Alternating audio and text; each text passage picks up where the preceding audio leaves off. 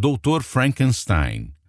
Sabe, não quero envergonhá-lo, mas sou um cirurgião muito brilhante. Talvez eu possa ajudá-lo com essa corcunda. Igor. Que corcunda? O Jovem Frankenstein, 1974. No romance Frankenstein de Mary Shelley, o Dr. Victor Frankenstein se utiliza de experimentos atrapalhados e da costura grosseira de partes do corpo eletrizadas para dar vida a uma aberração da natureza, um monstro parcialmente humano de aparência terrível que foge e aterroriza a vizinhança. Ninguém aqui pretende costurar cabeças e braços a torsos, nem submeter órgãos a 220 volts para trazê-los de volta à vida.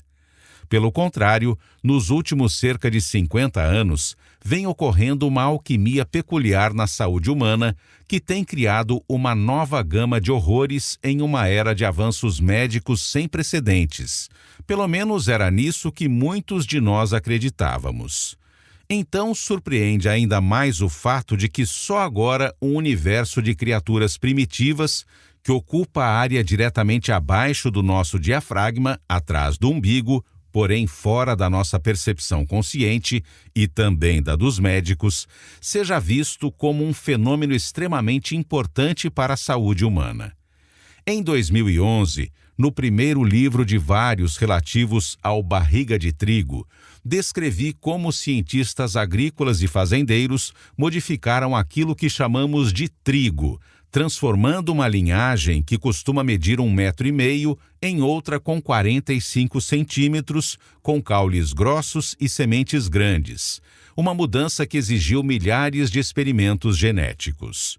O resultado geneticamente modificado, de fato, possibilitou um maior aproveitamento das lavouras, permitindo que os fazendeiros colhessem bem mais sacas por hectare do que antes, com as espécies originais.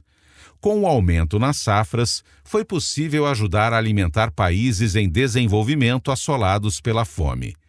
Entretanto, essa nova lavoura de trigo também causou uma série de efeitos inesperados nos humanos que o consumiam, incluindo estímulo do apetite, ataques de epilepsia do lobo temporal, seborreia e até um aumento de 400% nos diagnósticos de doença celíaca.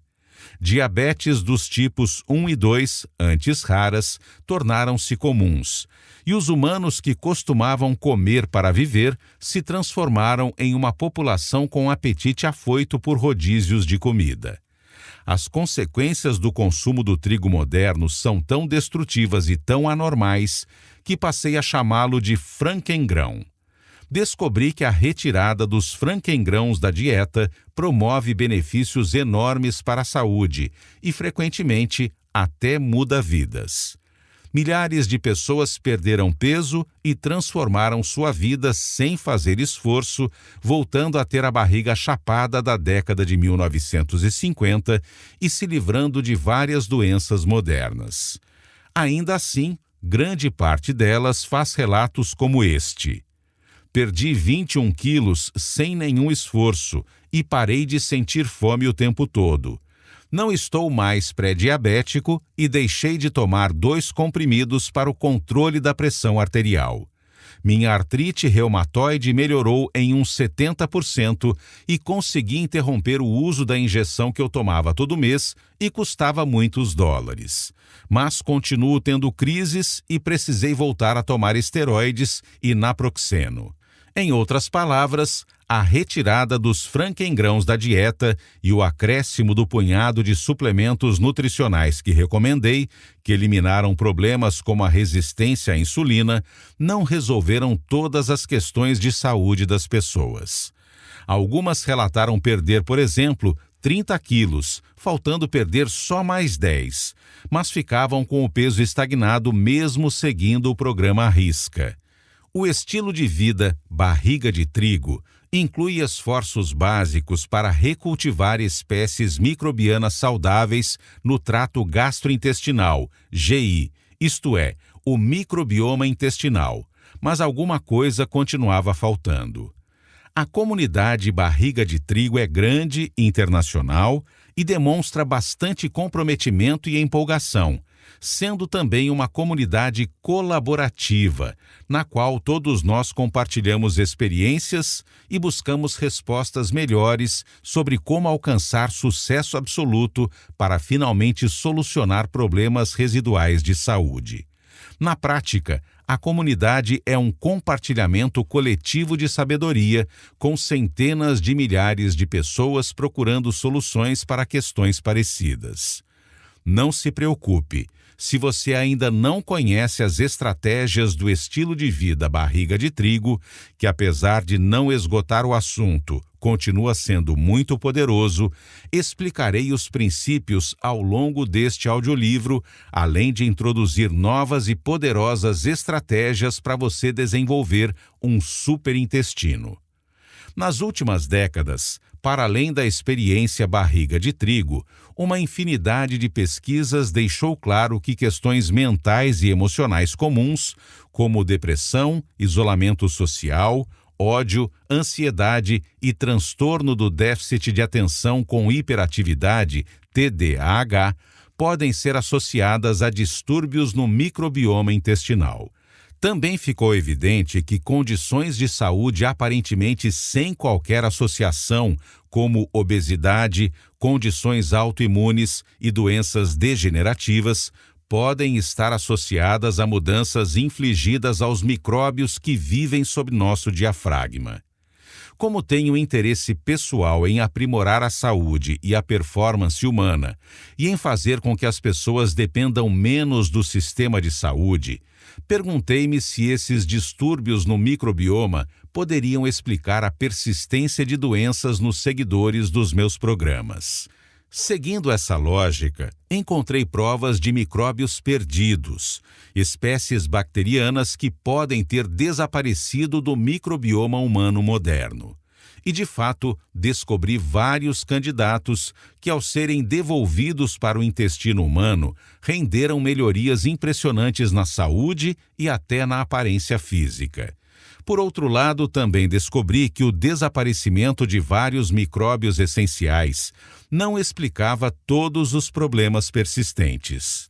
Sinais de uma resposta mais abrangente surgiam na comunidade barriga de trigo, enquanto as pessoas continuavam a reclamar de dificuldade para dormir, dores constantes nas articulações, mesmo após sentirem um alívio parcial com a eliminação de trigo e grãos cereais, e intolerâncias alimentares persistentes desde antes do programa Barriga de Trigo. Por que tantas pessoas têm intolerância a alimentos corriqueiros como tomate, feijão e amendoim? Ao me aprofundar na ideia de que os microbiomas abalados também poderiam ser responsáveis por esses fenômenos, ficou cada vez mais claro que eu encontraria as respostas nesse universo microscópico. Então, avanços adicionais, como um aparelho controlado por smartphone, capaz de detectar a produção de gás microbiano expirado no hálito, bateram o martelo. As respostas viriam do microbioma. Eu queria descobrir formas de desenvolver o poder de um microbioma saudável além do habitual. Tome um probiótico e coma muitas fibras. Queria não apenas resolver os problemas de saúde residuais das pessoas, mas também apresentar maneiras de elas darem um impulso na saúde para alcançar novos patamares de autonomia diária. Não me resta qualquer dúvida de que os estilos de vida modernos abalaram a composição dos micróbios no trato GI humano e de que esse desequilíbrio é o culpado pelos problemas de saúde residuais que a comunidade barriga de trigo e outros ainda possuem. Os fatores do estilo de vida moderno que prejudicam nosso ecossistema interno também são responsáveis por uma longa lista de problemas de saúde. Nenhum sistema no corpo é imune aos efeitos desse monstro que criamos, chamado de microbioma humano moderno.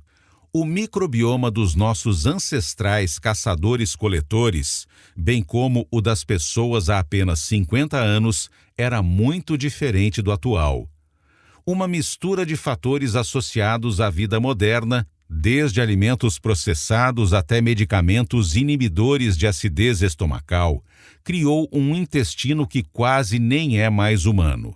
É algo que chamo de Frankenbarriga, que é tão destrutiva para a nossa saúde quanto o Frankengrão, talvez até mais. A Frankenbarriga causa horrores graves. De síndrome do intestino irritável e constipação, a colite ulcerativa e doença de Crohn. De síndrome do ovário policístico e câncer de cólon, a depressão e desespero. De isolamento social a pensamentos suicidas.